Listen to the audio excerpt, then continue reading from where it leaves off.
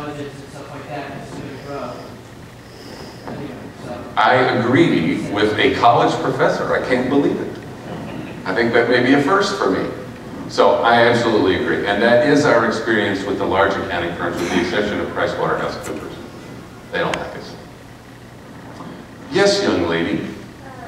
So, have you ever considered doing like a study in a town, you know, just have like a test run of it so that you can try and find that expected outcome? Have we ever done a study or done a test in a place where we can try and find unintended consequences of the fair tax?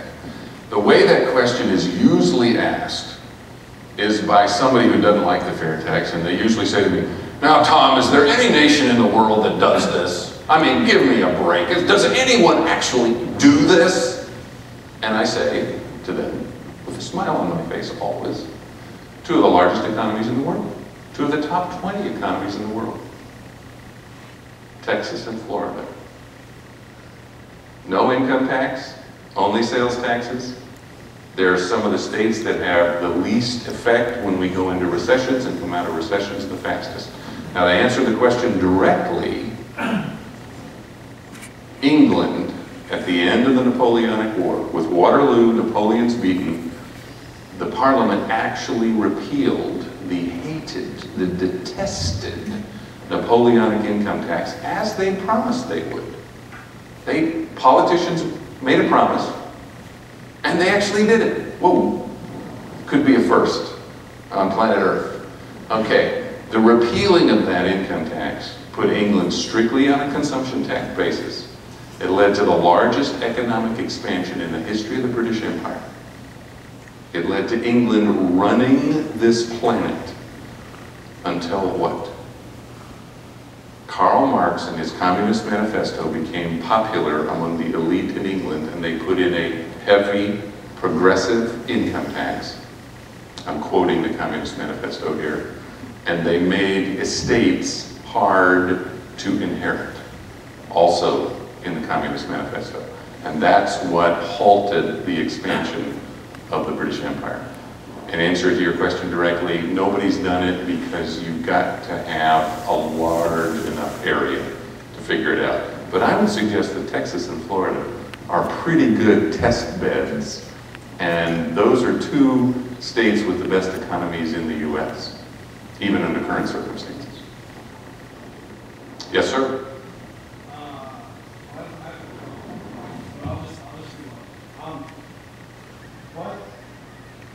One question, does Texas and Florida have a property tax?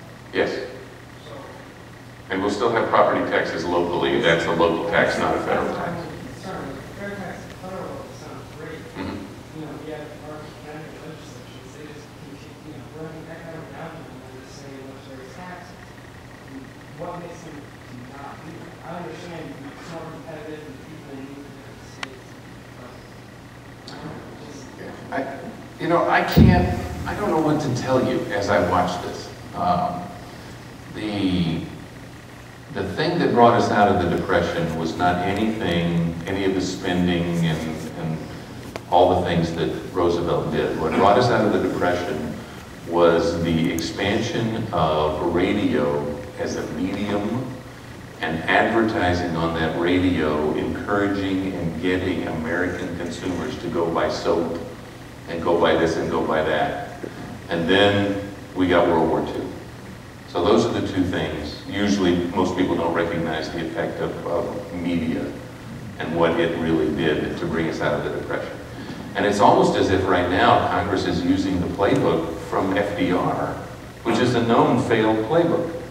I mean, we've already seen socialism fail, communism fail, you know, everywhere in the world. Why are we doing these things?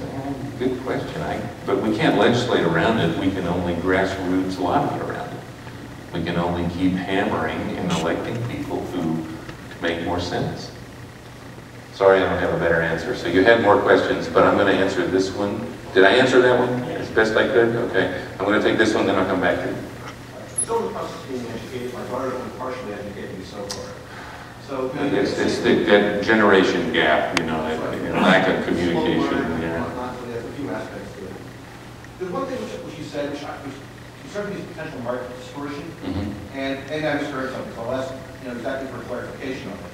And I think you said purchasing of used goods, such as cars and houses, are not taxed or paid tax. That's correct. Right, but that to me would lead to a market distortion, because for two aspects. One, it would discourage the purchase of new goods, particularly buying goods like cars and houses. So, what would happen in that market in terms of, there's a great business out of to buy a new car, to buy a new house. And it would actually make buying a new house a very expensive proposition, so it would actually drive up the value of a used house, which is kind of an odd market distortion. Okay, so the thought is that the fair tax is only levied on new goods and services, not on used. We only give the government one bite at the apple.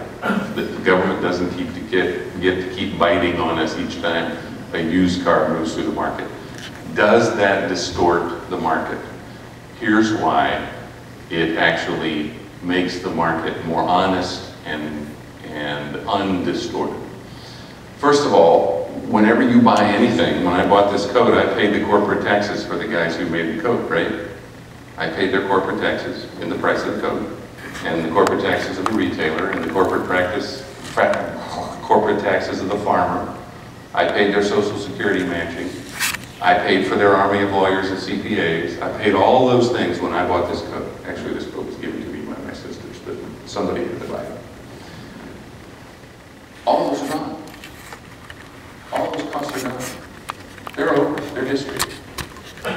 So now, what's going to determine the cost of this coat? Well, strictly competition, and then I'm going to pay the tax. And I'll choose to buy whatever kind of coat I buy. So the price of this coat won't be different. We're not raising taxes here. This is a revenue neutral proposal. We're only trying to give the government exactly the same amount of money it gets today. Now, if I tried to slip in higher taxes at the same time I did the fair tax, the cost of the new coat would go up. But that's because I pulled a fast one, I lied to you, and I raised taxes.